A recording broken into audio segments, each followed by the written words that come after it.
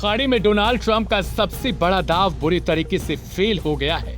जी हाँ, जिस project freedom को अमेरिका ने पूरे दमखम के साथ लॉन्च किया था, वही ऑपरेशन महज 36 घंटे के भीतर ठंडा पड़ चुका है। ट्रंप दुनिया को दिखाना चाहते थे कि अमेरिका होर्मुज स्ट्रेट को किसी भी कीमत पर खोल देगा, ईरान की चेतावनियों को कुचल देगा, लेकिन हुआ उल्टा। अमेरिका को पीछे हटना पड़ा और अब सवाल उठ रहा है, आखिर दुनिया का सबसे ताकतवर देश कहा जाने वाला अमेरिका अचानक से रुक क्यों गया? दरअसल इसके पीछे एक लंबी कहानी है। शुरुआत में ट्रंप ने दावा किया कि पाकिस्तान और कुछ दूसरे देशों ने बातचीत का हवाला देकर ऑपरेशन रोकने की अपील की थी, इसलिए अमेरिका ने प्रोजेक्ट फ्रीडम को कुछ समय के लिए रोक दिया। लेकिन अब सामने आ रही रिपोर्ट्स ट्रंप के इस दावे की पोल खोल रही हैं। असली वजह पाकिस्तान नहीं, बल्कि खुद अमेरिका का सबसे बड़ा खाड़ी सहयोगी सऊदी अरब बताया जा रहा है, जिसने आखिरी वक्त पर अमेरिका का साथ देने से इनकार कर दिया। एनबीसी न्यूज की रिपोर्ट के मुताबिक ट्रंप ने रविवार को अचानक इस ऑपरेशन का ऐलान किया था। मकसद था होर्मुज जलडमरूबंद से गुजरने वाले जहाजों को सुरक्षा देना, क्योंकि ईरान की ओर से लगातार चेतावनियां दी जा रही थीं। अमेरिका ने अतिरिक्त सैन्य ताकत भी तैनात कर दी थी। युद्धपोत आगे बढ़ने लगे और प्रोजेक्ट फ्रीडम के नाम पर यह दिखाने की कोशिश हुई कि अमेरिका किसी भी कीमत पर समुद्री रास्ता खुलवाएगा। लेकिन सबसे बड़ा झटका तब लग गया जब सऊदी अरब ने साफ तौर पर इनकार कर दिया। उसके प्रिंस सुल्तान एयरबेस से अमेरिकी विमान उड़ान नहीं भर सकते। इतना ही नहीं, सऊदी ने अपने एयर स्पेस के इस्तेमाल पर भी रोक लगा दी। यानी अमेरिका को वही देश बीच मझधार में छोड़ गया जिसे वह अपना सबसे भरोसेमंद साथी मानता था।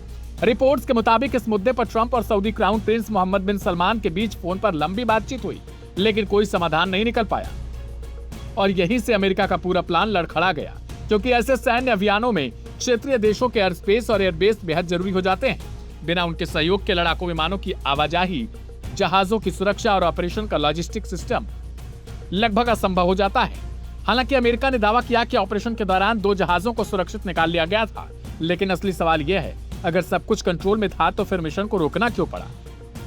क्या अमेरिका को अंदाजा हो गया कि ईरान के खिलाफ लंबी सैन्य कार्रवाई आसान नहीं होने वाली, या फिर खाड़ी देशों ने साफ संकेत दे दिया कि वो अब अमेरिकी की हर लड़ाई में कंधा देने को तैयार नहीं है?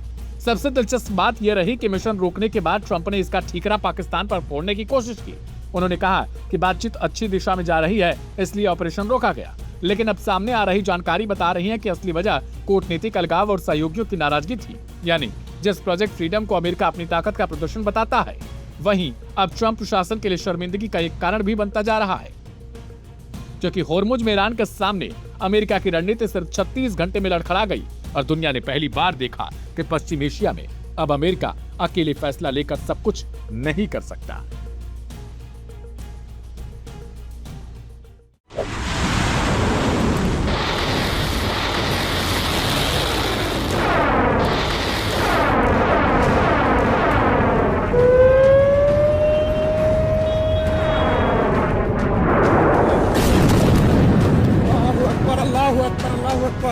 अमेरिका ने ईरान के सामने जंगबंदी के लिए एक और प्रस्ताव रखा है। रिपोर्ट बताती है कि ये 3 सूत्रीय प्रस्ताव है। इस पर सहमति बन जाती है या नहीं वो तो वक्त बताएगा, लेकिन अमेरिकी जर्नलिस्ट और मीडिया इस बात पर जोर दे रहे हैं कि आखिर क्या अमेरिका इस जंग से कुछ हासिल कर पाया। अमेरिकी जर्नलिस्ट वहां डिफेंस मिनिस्टर से आंकड़े सामने रखकर पूछ रहे हैं कि 28 फरवरी को ईरान पर पहले हमले और सुप्रीम लीडर खामनेई की हत्या के बाद ट्रंप ने पोस्ट किया कि हम जल्द ही ईरान की सत्ता को उखाड़ फेंकेंगे। उन्होंने आम नागरिकों से इसके लिए तैयार रहने को कहा, लेकिन ईरान से उल्टा जबरदस्त प्रतिक्रिया मिली। मिडिल ईस्ट में अमेरिकी ठिकानों पर मिसाइलों की झड़ी लग गई, अमेरिकी फौजी मारे जाने लगे, इसराइल के कई शहरों में तबाही बर्पा हो गई।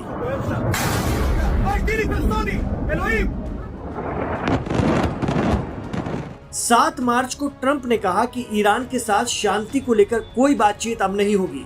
ईरान को सिर्फ बिना किसी शर्त के आत्मसमर्पण करना होगा। लेकिन ईरान नहीं रुका। उसने होर्मुज पर पूरा कंट्रोल हासिल कर लिया। दुनिया त्राहिमाम करने लगी। तेल और गैस का समंदरी रास्ता बंद होने से कई देशों में हालात बिगड़ने लगे।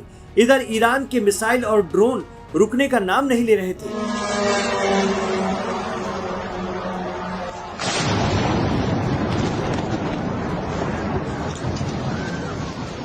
भीषण जंग हुई। ईरान में भी नुकसान हुआ, लेकिन वहां अवाम उल्टा अपनी सरकार के साथ खड़ी हो गई। ट्रंप के तख्ता पलटने के सारे प्लान पर पानी फिर गया। ईरान ने ऐसा सिस्टम बनाया था कि एक कमांडर या लीडर के मारे जाने पर दूसरा तुरंत उसकी जगह लेता जा रहा था। IRGC को निर्देश लगातार मिलते रहे, यहाँ तक कि IRGC ऑटो पायलट मोड में आ गई। हमले पर हमले जारी रहे। समंदर में अमेरिकी जंगी बेड़े पीछे हटने लगे। ईरान ने अमेरिकी लड़ाकू जहाज गिराने तक का दावा किया। अपने पायलट को बचाने के लिए अमेरिका को स्पेशल ऑपरेशन चलाना पड़ा। हालात ये बने कि 7 मार्च को ईरान को बिना शर्त समर्पण की धमकी दे रहे ट्रंप 7 अप्रैल को युद्ध विराम की घोषणा कर रहे थे। इतना ही नहीं, टेबल पर उसी दुश्मन के साथ बैठने को तैयार हो गए।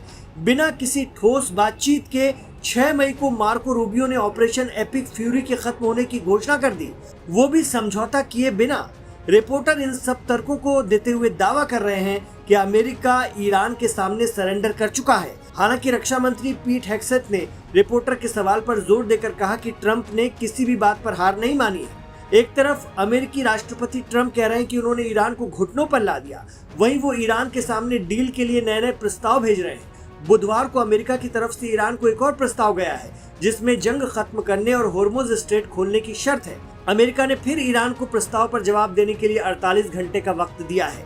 इस प्रस्ताव के साथ ही अमेरिकी प्रेसिडेंट ट्रंप ने होर्मुज स्ट्रेट को खोलने के लिए अमेरिकी सेना के प्रोजेक्ट फ्रीडम ऑपरेशन को भी रोक दिया। ट्रंप का कहना है कि थोड़े समय के लिए इसको रोकते हैं और देखते हैं कि क्या तेहरान कोई समझौता कर पाता है या नहीं। लेकिन सच्चाई तो ये है कि शांति बातचीत की कोशिशों की शुरुआत से ही ईरान अपनी शर्तों से एक कदम पीछे नहीं हटा है।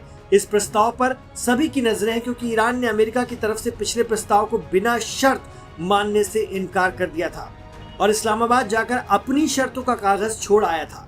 अमेरिकी प्रस्ताव के बाद ईरान कह रहा है कि अमेरिका अधिकतम दबाव की रणनीति पर काम कर रहा है और ईरान से उम्मीद करता है कि वो उसकी एकतरफा मांगों के आगे झुक जाएगा, जो ईरान के लिए नामुमकिन है।